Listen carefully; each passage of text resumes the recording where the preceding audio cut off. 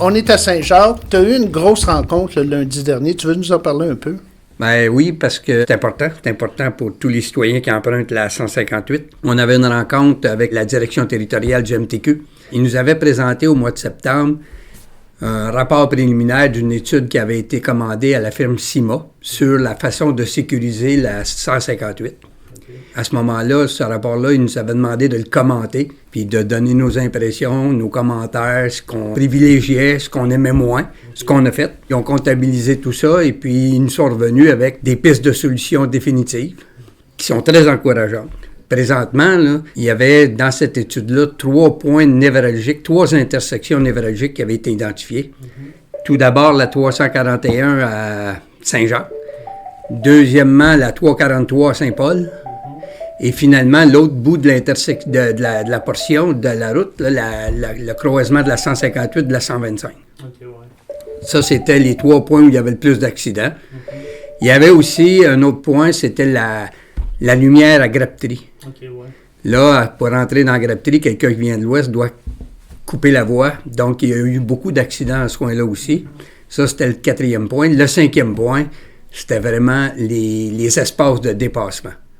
Il n'y a pas d'espace de dépassement dû au nombre grandissant de voitures et de camions qui empruntent cette route-là. Fait qu'il fallait trouver une solution pour régler ces 5 problèmes-là.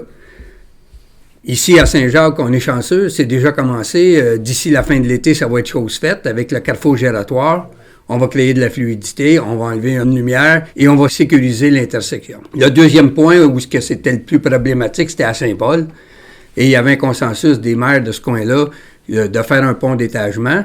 Ensuite, il y avait la sortie à Grapterie. Plutôt que de couper la route, ils nous proposaient de faire une sortie du côté sud pour avoir accès au village de Grapterie par la rue des Arabes, ce qui fait beaucoup de sens. Donc, ça, c'est déjà parti. Là, on y va, ils sont rendus à l'étape de la conception et estimation des coûts. Okay.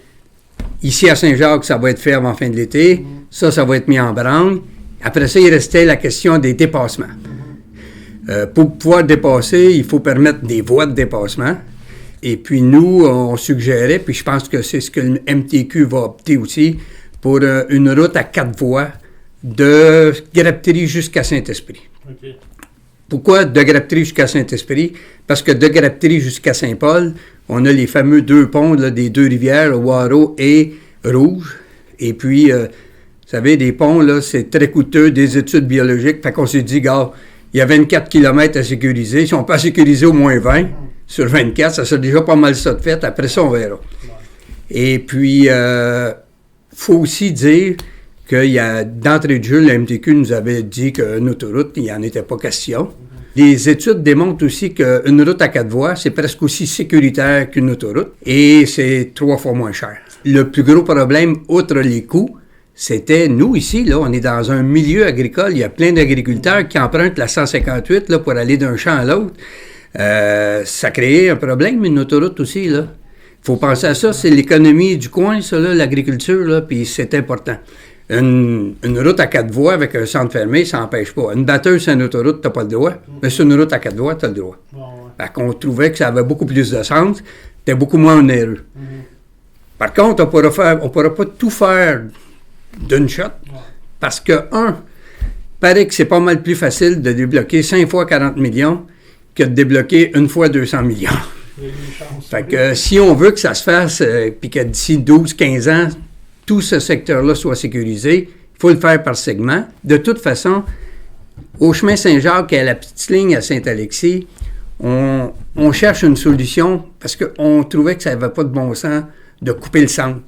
Il y a beaucoup d'agriculteurs de Saint-Jacques et de Saint-Alexis qui ont des terres à Saint-Ligory, puis qui n'auraient plus accès, il aurait fallu qu'ils fassent le tour par le chemin Archambault.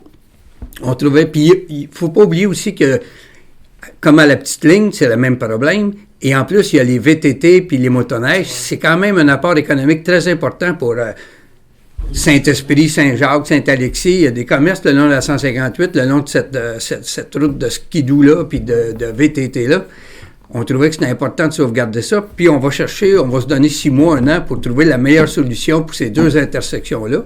Et après, on va pouvoir aller de l'avant pour la construction d'une route à 4 voies entre Grapterie et Saint-Esprit. Fait qu'il y a de l'espoir. Il y a beaucoup d'espoir. Être un petit peu patient.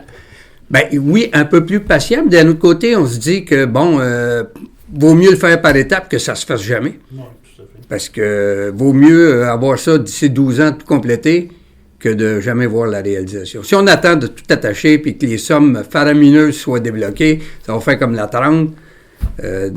On va être morts tous les deux, puis ça ne sera pas encore fait. Fait que je pense qu'on a une bonne stratégie. On va travailler fort, on va continuer à travailler. On a une bonne collaboration de tous les intervenants. Les maires s'entendent entre eux. Avec le MTQ, ça va bien aussi. Ça travaille très bien, puis on s'est promis de se revoir étape par étape, puis on va avancer, on va aller de l'avant avec ça. Ça devrait pouvoir se faire, mais remarquez que c'est toujours aléatoire, c'est toujours selon les changements de gouvernement, mais il y a de l'espoir. Une chose est sûre, c'est que nous, on ne lâchera pas le morceau. Quel que soit le gouvernement qui soit en avant, on ne lâchera pas le morceau, on est bien parti, on travaille très fort avec la direction territoriale du MTQ et je pense qu'on peut espérer, dans un avenir assez rapproché, de voir les résultats de ça. Bien, merci, Pierre.